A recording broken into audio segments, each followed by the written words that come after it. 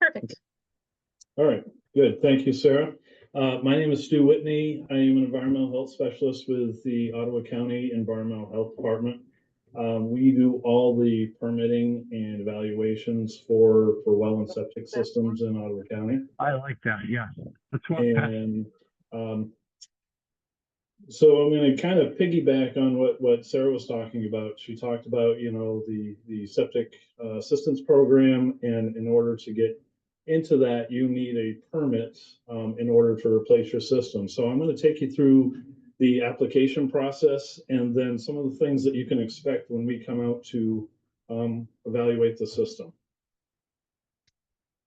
So first thing, the most convenient way to apply for a septic repair permit is to go to miottawa.org and online services, and then down to the septic and well requests. From there, page will come up. You can see all of the different application types that we have. You'll want to go down to septic and well permits, and the drop down, which is actually a pop-up on the screen, and you would choose septic repair replace. And from there, it's pretty intuitive. It's all online. You put all your property information in. We will need to know how many bedrooms you have and how much livable square footage you have in your house. Those are pretty important pieces to designing a permit. And everything else is pretty intuitive, and you can pay right online. So it's very convenient. For those people who don't want to do it on the computer and they want to come into our office, we are located on James Street in Holland, and it's at the crossroads of US 31 and James Street. You come in right in the main doors there and take a right, and these young ladies here will help you with the application process if you want to do it in person. From there, all the information goes into our electronic system. We don't have any more paper files. So everything is electronic. We can pull information from anywhere in the county. We're very well connected now, so it makes it very convenient for us. So when we get that application, the first thing that we do, even before we contact you, is we do a very extensive file review. We pull up old documents on the parcel to see if we can figure out, is there a system there that's been permitted? How old is it? Is it in a subdivision? Is it out in the country? And a lot of different information that we can pull from the files. And we also look at our GIS system, which has just a ton of information that we need to know. What's the hydrology of the area? What are the soils like out there? We can look at neighboring parcels to see how you know, neighboring systems were permitted before. And we gather all that information up so we have a pretty good feel for what we're doing. And then we'll give you a call and we'll arrange a time to come out there, meet you at your house. You don't necessarily have to be there, but one key piece that we need in this whole process is we do need to get into the basement. And that usually throws people off. They think their septic system, which it is, it's outside, but why do you need to go in my basement? But it's very important because there are components to your septic system in the basement, being the septic pipes. We need to make sure that they're all connected to the septic system. Do you have a sewage lift? Do you have footing drains? Is there a drinking water well in the basement? All these are important things for us to note when we're designing the system. So from there, we would go outside and we start looking at different things. Sometimes the wellhead is out in the yard, so we'll need to measure that off from the house so we have notes of that. Is there surface water around? We need to maintain certain isolation distances from that with your new septic system. We'll probe out the old system. If there are tanks there in a drain field, we'll probe those out. We'll take measurements and note that on the report.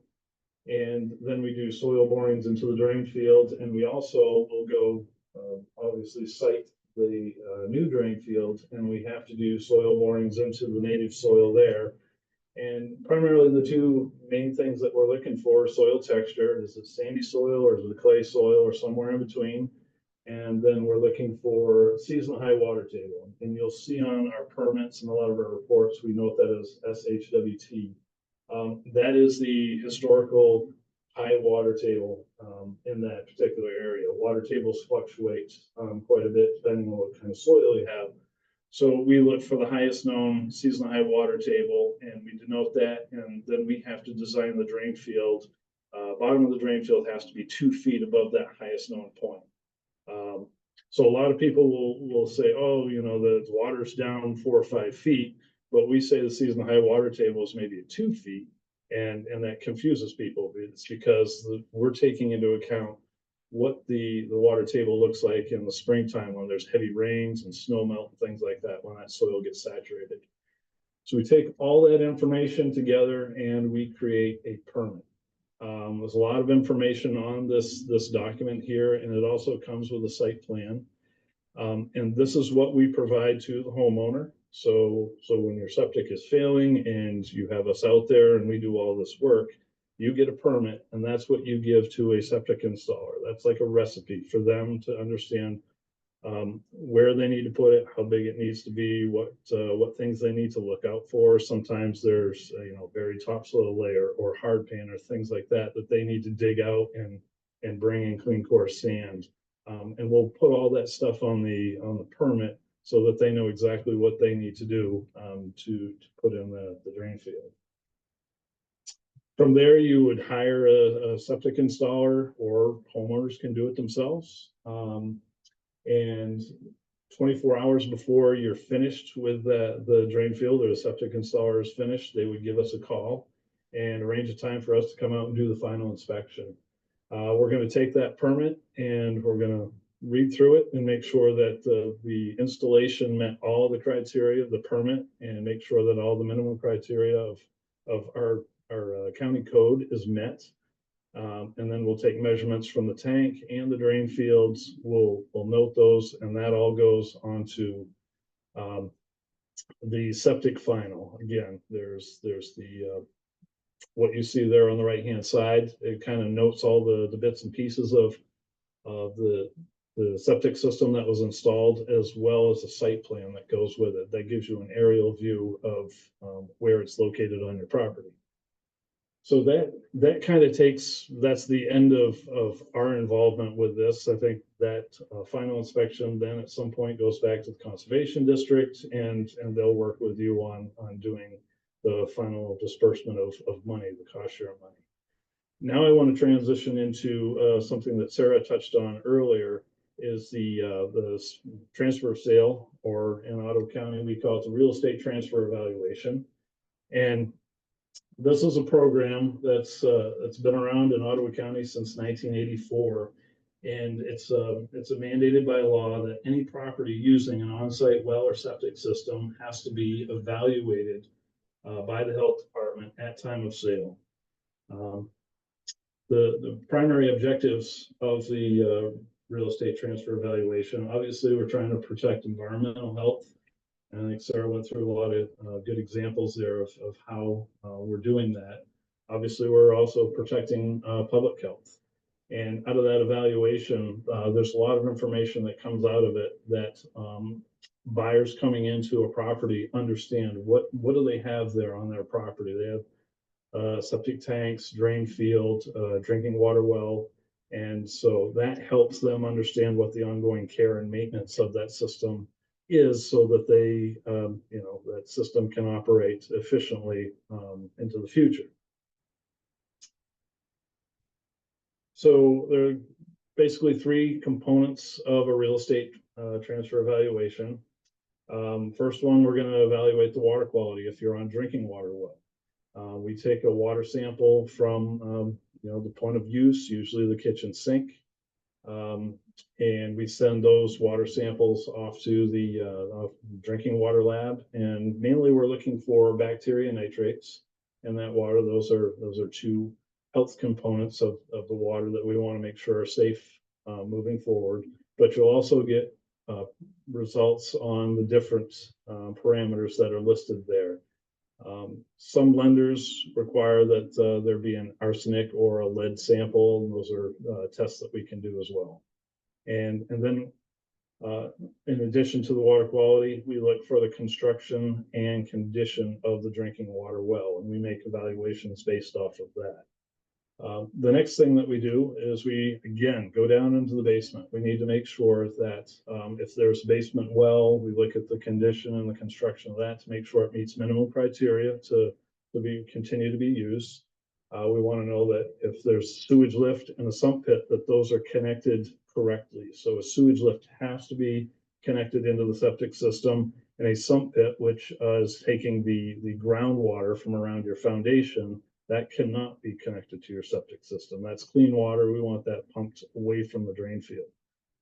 And then lastly, we're looking at all the basement plumbing that goes on in a house. A lot of newer houses, obviously, everything comes out and goes out one outlet into the septic tank. There are a lot of older homes where things have been cobbled together over the years, and there can be up to 2 or 3 outlets leaving the house. We then need to make sure that that's all connected into the septic system. Traditionally, some of the older homes had kitchen sinks and laundry that were not connected to the septic. I guess the general thought was that water is clean or it's gray water. Nowadays, we consider any wastewater generated within a home is going to be black water and has to go through the septic system. So after we're done with the basement inspection, then we head out into the outside. Again, if the well is out in the yard, we'll measure that off, put that on the plan to make sure we have good isolation distances. We'll probe out the septic tanks and note them, and then we'll also probe out and evaluate the drain field. Drain field is important. We'll do a soil boring into the stone and actually through the stone into the sand underneath the drain field. And we want to start there and look and see if there's a biomat that's developed underneath. We look at the stone to see if it's sludgy or if it's clean and dry, and overall just evaluate and make sure that drain field is still operating and can continue to operate into the future. So again, we accumulate all that information, we put it together on a report, and all this information is provided at closing to the buyer. And it comes along with, again, that's the GIS site plan that you'll see on the right-hand side there that notes that there's a irrigation well in the backyard, there are septic tanks in the front yard, and the drain field.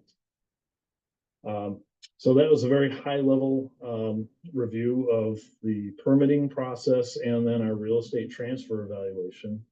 And at this point, I'm going to hand it over to my coworker, Andrew Priest, and he's going to give an update on the state septic code.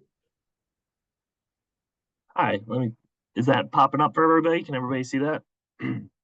Yes, Wonderful. it is. Okay. So I'm Andrew Priest. I'm an environmental specialist for Ottawa County. So I'm just giving an update on the state of Michigan septic code. Michigan's the last continental state to possibly enact a septic code statewide. So it was enacted last year. A bill was created that they're trying to attempt to have a statewide septic code. So currently each municipality has control of their each, like at a county level. So like Ottawa County has control of Ottawa County code.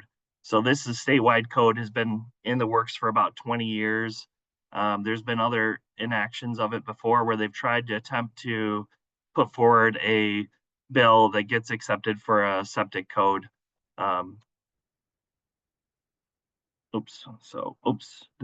That's showing my screen. Okay.